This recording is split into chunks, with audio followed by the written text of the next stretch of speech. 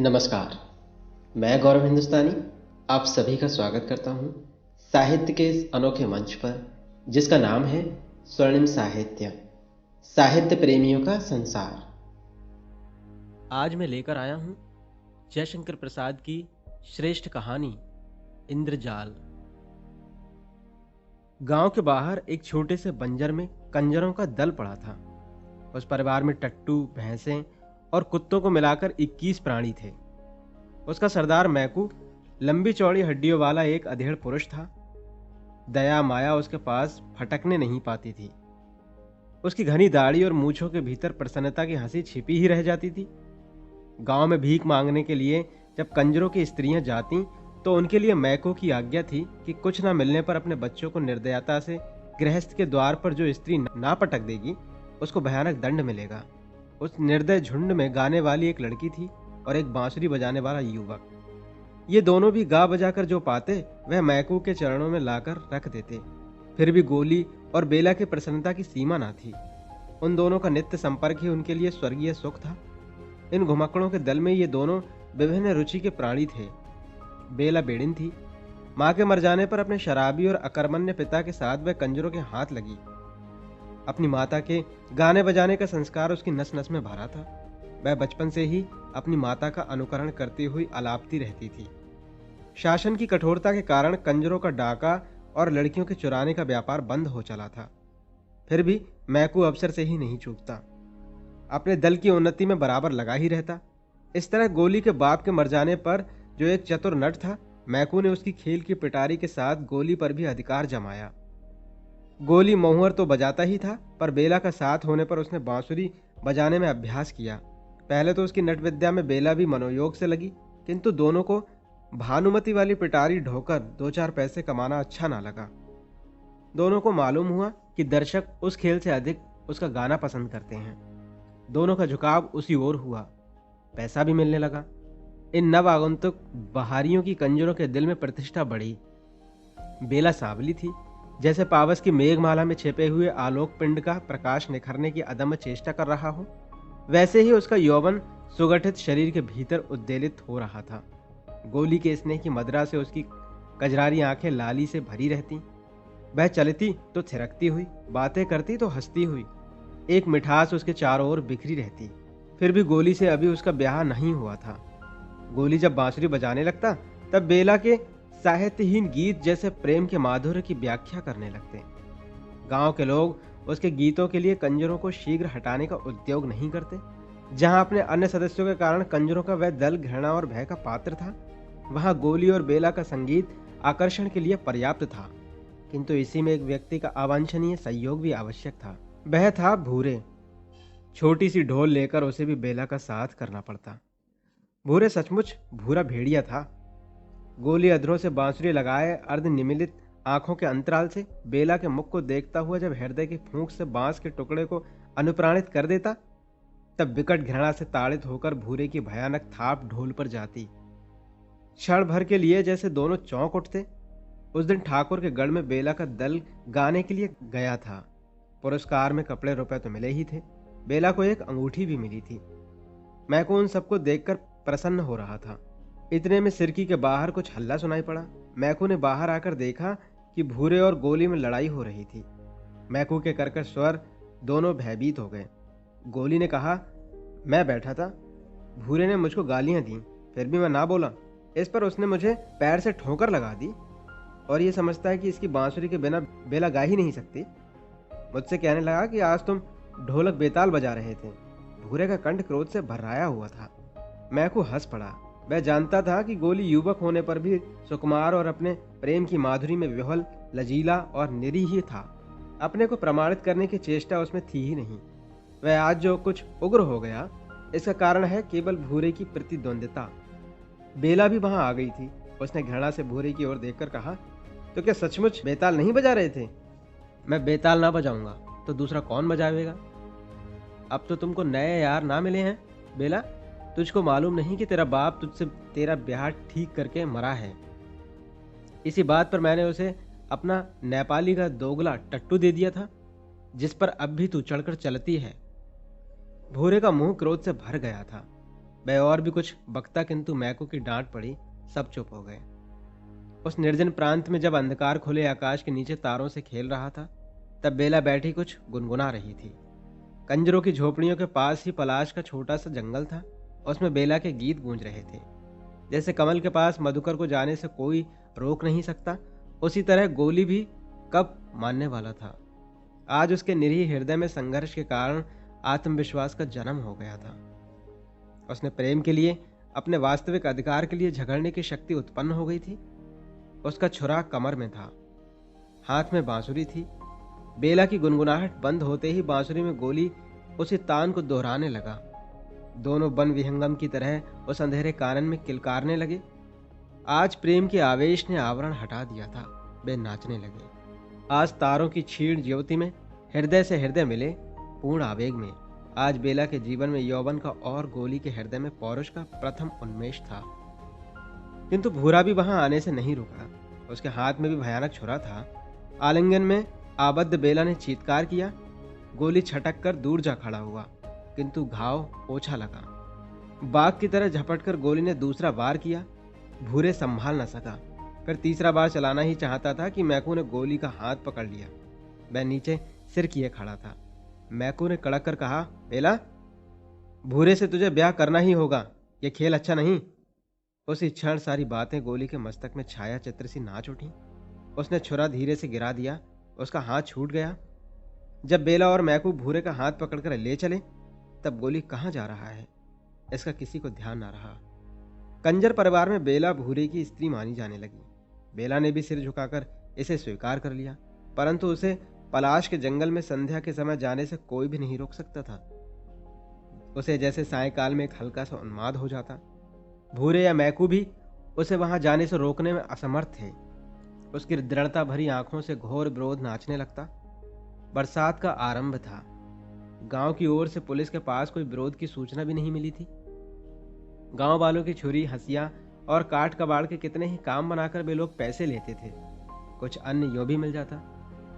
चिड़ियां पकड़कर, पक्षियों का तेल बनाकर, जड़ी बूटी की दवा तथा उत्तेजक औषधियों और मदिरा का व्यापार करके कंजरों ने गांव तथा गढ़ के लोगों से सद्भाव भी बना लिया था। सबके ऊपर आकर्षक बांसुरी जब उसके साथ नहीं बजती थी, तब भी बेला के गले में एक ऐसी नई टीस उत्पन्न हो गई थी जिसमें बांसुरी का स्वर सुनाई पड़ता था। अंतर में भरे हुए निष्फल प्रेम से युवती का सौंदर्य निखर आया था। उसके कटाक्ष, अलस, गति मदिर और बाणी झनकार से भर गई थी। ठाकुर साहब के गढ़ में उसका गाना प्राय हुआ करता था। छींट का घाघरा और चोली, उस पर गोटे से टकी हुई ओढ़नी सहज ही खिसकती रहती। कहना ना होगा कि आधा गांव उसके लिए पागल था। बालक पास से, युवक ठीक ठिकाने से और बूढ़े अपनी मर्यादा आदर्शवादिता की रक्षा करते हुए दूर से उसकी तान सुनने के लिए, एक झलक देखने के लिए घात लगाए रहते।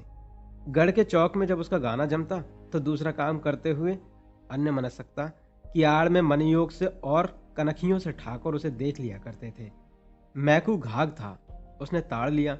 उस दिन संगीत बंद होने पर, पुरस्कार मिल जाने पर और भूरे के साथ बेला के गढ़ के बाहर जाने पर भी मैकू वहीं थोड़ी देर तक खड़ा रहा। ठाकुर ने उसे देखकर पूछा, क्या है? सरकार, कुछ कहना है क्या? ये छोकरी इस गांव से जाना नहीं चाहती। उधर पुलिस तंग कर रही है। जाना नहीं चाहती? क्यों? वह तो घूम घाम कर गढ़ में आती है, खाने को मिल जाता है। मैकू आगे की बात कुछ कुछ संकेत भरी मुस्कुराहट से कह देना चाहता था। ठाकुर के मन में हलचल होने लगी। उसे दबाकर प्रतिष्ठा का ध्यान करके ठाकुर ने कहा, तो मैं क्या करूं? सरकार, वह तो सांझ होते ही पलाश के जंगल में अकेली चली जाती है। वहीं बैठी हुई बड़ी रात तक गाया करती है। एक दिन सरकार धमका दें तो हम लोग उसे ले देकर आगे कहीं चले जाएं। अच्छा। मैकू जाल फैलाकर चला गया। 1000 की बोनी की कल्पना करते हुए अपनी सिरकी में बैठकर हुक्का गुड़गुड़ाने लगा। बेला के सुंदर अंग की मेघमाला प्रेम राशि की रजत रेखा से उद्भाषित हो उठी थी। उसके हृदय में यह विश्वास जम गया था कि भूरे के साथ घर बसाना गोली के प्रेम के साथ विश्वासघात करना है। उसका वास्तविक पति गोली ही है। वेला में यह उच्छृंखल भावना विकट तांडव करने लगी। उसके हृदय में बसंत का विकास था। उमंग में मलयानिल की गति थी। कंठ में बनस्थली की काकली थी। आंखों में कुसुमोत्सव था। और प्रत्येक आंदोलन में परिमल का उद्गार था। उसकी मादकता बरसाती नदी की तरह वेगवती थी। आज उसने अपने जूड़े में जंगली करौंदे के फूलों की माला लपेटकर भरी मस्ती में जंगल की ओर चलने के लिए पैर बढ़ाया तो भूरे ने डांट कर कहा, कहाँ चली? यार के पास, उसने छूटते ही कहा।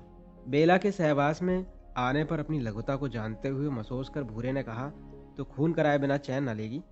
बेला की आंखों में गोली का और उसके परिवर्तनमान प्रेमांकुर का चित्र था, जो उसके हट जाने पर बिरह जल से हरा भरा हो उठता था। बेला पलाश के जंगल में अपने बिछड़े हुए प्रियतम के उद्देश्य से दो चार विरह वेदना की तानों की प्रतिध्वनि छोड़ आने का काल्पनिक सुख नहीं छोड़ सकती थी। उस एकांत संध्या में बरसाती झिल्लियों की झनकार से वायुमंडल गूंज रहा था। बेला अपने परिचित पलाश के नीचे बैठकर गाने लगी, चिन्हत ना ही बदल गए नैन। ऐसा मालूम होता था कि सचमुच गोली उस अंधकार में अपरिचित की तरह मुंह फिराकर चला जा रहा है। बेला की मनोवेदना को पहचानने की क्षमता उसने खो दी है। बेला का एकांत में विरह निवेदन उसकी भाव प्रवणता को और भी उत्तेजित करता था। पलाश का जंगल उसकी कातिर कुहुक से गूंज रहा था। सहसा उस निस्तब्धता को भंग करते हुए घोड़े पर सवार ठाकुर साहब वहां आ पहुंचे। अरे बेला, तू यहाँ क्या कर रही है? बेला की स्वर लहरी रुक गई थी। उसने देखा ठाकुर साहब, महत्व का संपूर्ण चित्र, कई बार जिसे वह अपने मन की असंयम कल्पना में दुर्गम शैल श्रृंग समझकर अपने भ्रम पर अपनी हंसी उड़ा चुकी थी। वह सकुचकर खड़ी हो रही, बोली नहीं, मन में सोच रही थी, गोली को छोड़कर भूरी के साथ रहना क्या उचित है? और नहीं तो फिर? ठाकुर ने कहा, तो तुम्हारे साथ कोई नहीं है? कोई जानवर निकल आवे तो? बेला खिलखिलाकर हंस पड़ी। ठाकुर का प्रमाद बढ़ चला था। घोड़े से झुककर उसका कंधा पकड़ते हुए कहा, चलो तुमको पहुंचा दें। उसका शरीर कांप रहा था और ठाकुर आवेश में भर रहे थे। उन्होंने कहा, बेला मेरे यहाँ चलोगी? भूरे मेरा पति है। बेला के इस कथन में भयानक व्यंग था। उस भूरे से छुटकारा पाने के लिए तरस रही थी। उसने धीरे से अपना सिर ठाकुर की जांघ से हटा दिया। एक क्षण के लिए दोनों चुप थे। फिर उसी समय अंधकार में दो मूर्तियों का प्रादुर्भाव हुआ। कठोर कंठ से भूरे ने पुकारा, बेला। ठाकुर सावधान हो गए थे। उनका हाथ बगल की तलवार की मूठ पर जा पड़ा। भूरे ने कहा, जंगल में किस लिए तू आती थी? यह मुझे आज मालूम हुआ। चल, तेरा खून पिए बिना ना छोड़ूंगा। ठाकुर के अपराध का आरंभ तो उनके मन में हो ही चुका था। उन्होंने अपने को छिपाने का प्रयत्न छोड़ दिया। कड़क कर बोले, खून करने के पहले अपनी भी सोच लो। तो मुझ पर संदेह करते हो तो तुम्हारा भ्रम है। मैं तो अब मैकू आगे आया। उसने कहा, सरकार, बेला अब कंजरों के दल में नहीं रह सकेगी। तो तुम क्या कहना चाहते हो? ठाकुर साहब अपने में आ रहे थे। फिर भी घटना चक्र से विवश थे। अब यह आपके पास रह सकती है। भूरे इसे लेकर हम लोगों के संग नहीं रह सकता। मैकू पूरा खिलाड़ी था। उसके सामने उस अंधकार में रुपए चमक रहे थे। ठाकुर को अपने अहंकार का आश्रय मिला। थोड़ा सा विवेक जो उस अंधकार में झिलमिला रहा था बुझ गया। उन्होंने कहा, तुम क्या चाहते हो? 1000, चलो मेरे साथ। कहकर बेला का हाथ पकड़कर ठाकुर ने घोड़े को आगे बढ़ाया। भूरे कुछ बुनबुना रहा था, पर मैकू ने उसे दूसरी ओर भेजकर ठाकुर का संग पकड़ लिया। बेला रकाब पकड़े चली जा रही थी। दूसरे दिन कंजरों का दल उस गांव से चला गया। उपरोक्त घटना को कई साल बीत गए। बेला ठाकुर साहब की एकमात्र प्रेमिका समझी जाती। अब उसकी प्रतिष्ठा अन्य कुल बधियों की तरह होने लगी है। नए उपकरणों से उसका घर सजाया गया है। उस्तादों से गाना सीखा है। गढ़ के भीतर ही उसकी छोटी सी साफ सुथरी हवेली है। ठाकुर साहब की उमंग की रातें वहीं कटती हैं। फिर भी ठाकुर कभी कभी प्रत्यक्ष देख पाते कि बेला उनकी नहीं है। वह ना जाने कैसे एक भ्रम में पड़ गए। बात निभाने की आ पड़ी। एक दिन एक नट आया। उसने अनेक तरह के खेल दिखलाए। उसके साथ उसकी स्त्री थी। वह घूंघट ऊंचा नहीं करती थी। खेल दिखलाकर जब अपनी पिटारी लेकर जाने लगा तो कुछ मनचले लोगों ने पूछा, क्यों जी, तुम्हारी स्त्री कोई खेल नहीं करती क्या? करती तो है सरकार, फिर किसी दिन दिखलाऊंगा, कहकर वह चला गया। किंतु उसकी बांसुरी की धुन बेला के कानों में उन्माद का आवाहन सुना रही थी। पिंजड़े की वन विहंगनी को वसंत की फूली कोई डाली का स्मरण हो आया था। दूसरे दिन गढ़ में भारी जमघट लगा। गोली का खेल जम रहा था। सब लोग उसके हस्त कौशल में मुग्ध थे। सहसा उसने कहा, सरकार, एक बड़ा भारी दैत्य आकाश में आ गया है। उससे लड़ने जाता हूं। मेरी स्त्री की रक्षा आप लोग कीजिएगा। गोली ने एक डोरी निकालकर उसको ऊपर आकाश की ओर फेंका। वह सीधी तन गई। सबके देखते देखते गोली उसी के सहारे आकाश में चढ़कर अदृश्य हो गया। सब लोग मुग्ध होकर भविष्य की प्रतीक्षा कर रहे थे। किसी को यह ध्यान नहीं रहा कि स्त्री अब कहाँ है। गढ़ के फाटक की ओर सबकी दृष्टि फिर गई। गोली लहू से रंगा चला आ रहा था। उसने आकर ठाकुर को सलाम किया और कहा, सरकार, मैंने उस दैत्य को हरा दिया, अब मुझे इनाम मिलना चाहिए। सब लोग उस पर प्रसन्न होकर पैसे और रुपयों की बौछार करने लगे। उसने झोली भर भर कर इधर उधर देखा, फिर कहा, सरकार, मेरी स्त्री भी अब मिलनी चाहिए, मैं भी। किंतु यह क्या, वहां तो उसकी स्त्री का पता नहीं। गोली सिर पकड़कर शोक मुद्रा में बैठ गया। जब खोजने पर उसकी स्त्री नहीं मिली तो उसने चिल्लाकर कहा, यह अन्याय इस राज्य में नहीं होना चाहिए। मेरी सुंदरी स्त्री को ठाकुर साहब ने गढ़ के भीतर कहीं छिपा दिया। मेरी योगिनी कह रही है। सब लोग हंसने लगे। लोगों ने समझा यह कोई दूसरा खेल दिखलाने जा रहा है। ठाकुर ने कहा, तो तू अपनी सुंदर स्त्री को मेरे गढ़ में से खोज ला। अंधकार होने लगा था। उसने ऐसे घबराकर चारों ओर देखने का अभिनय किया, फिर आंख मूंदकर सोचने लगा। लोगों ने कहा, खोजता क्यों नहीं, कहाँ है तेरी सुंदर स्त्री? तो जाऊं ना सरकार? हाँ हाँ, जाता क्यों नहीं? ठाकुर ने भी हंसकर कहा। गोली नई हवेली की ओर चला। वह निशंक भीतर चला गया। बेला बैठी हुई तन्मय भाव से बाहर की भीड़ झरोके से देख रही थी। जब उसने गोली को समीप आते देखा तो वह कांप उठी। कोई दासी वहां ना थी। सब खेल देखने में लगी थी। गोली ने पोटली फेंककर कहा, बेला, जल्द चलो। बेला के हृदय में तीव्र अनुभूति जाग उठी थी। एक क्षण में उस दीन भिखारी की तरह जो एक मुट्ठी भीख के बदले अपना समस्त संचित आशीर्वाद दे देना चाहता है, वह वरदान देने के लिए प्रस्तुत हो गई। मंत्रमुग्ध की तरह बेला ने उस ओढ़नी का घूंघट बनाया। वह धीरे धीरे उस भीड़ में आ गई। तालियां पिटी, हंसी का ठहाका लगा। वही घूंघट, ना खुलने वाला घूंघट, सायकालीन समीर से हिलकर रह जाता था। ठाकुर साहब हंस रहे थे। गोली दोनों हाथों से सलाम कर रहा था। रात हो चली थी। भीड़ के बीच में गोली बेला को लिए जब फाटक के बाहर पहुंचा तब एक लड़के ने आकर कहा, एक का ठीक है। तीनों सीधे उस पर जाकर बैठ गए। एक का बेग से चल पड़ा। अभी ठाकुर साहब का दरबार जम रहा था और नट के खेलों की प्रशंसा हो रही थी। बस यही थी हमारी आज की कहानी, इंद्रजाल। जयशंकर प्रसाद की रोचक कहानियां सुनने के लिए स्वर्णिम साहित्य के इस अनोखे चैनल को सब्सक्राइब कीजिए। नई कहानियों के नोटिफिकेशन प्राप्त करने के लिए बेल आइकन दबाना ना भूलें। जयशंकर प्रसाद जी की कहानी पर अपने कमेंट्स के माध्यम से प्रतिक्रियाएं देते रहिएगा।